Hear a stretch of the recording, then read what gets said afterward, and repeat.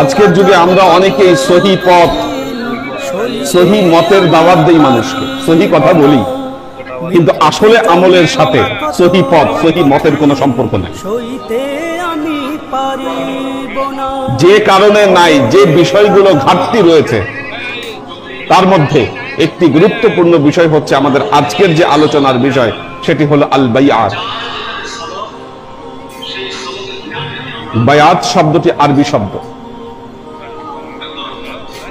মজার বিষয় হচ্ছে বর্তমান জামানায় অনেকে এই শব্দের সাথে পরিচিতই নন, যে এটা আবার কি জিনিস, আল বাইআত এটা কি জিনিস, বা এটার কোনো দরকার, এটার কোনো প্রয়োজনীয়তা ইসলামে আছে কিনা, এই বিষয় সম্পর্কে অনেকেই জানেন না।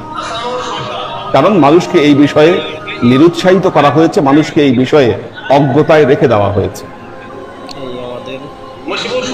কোরআন হাদিসের বর্ণনায় ঢোকার আগে আল বাইআত, বায়াতের শাব্দিক অর্থ হলো ওয়াদা করা,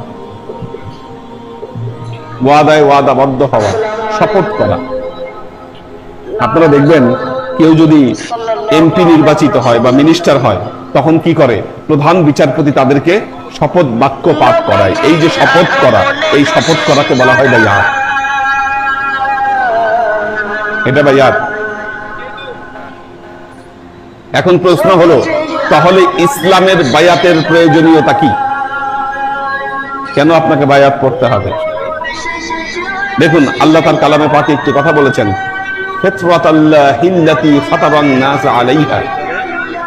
প্রত্যেকটি মানুষকে আল্লাহ ফিতরাতের উপর তৈরি করেছেন, স্বভাবজাত ধর্মের উপরে তৈরি করেছেন। এরপর যখন সে বড় হচ্ছে, বড় হওয়ার পর কি করছে? প্রতিটা মানুষ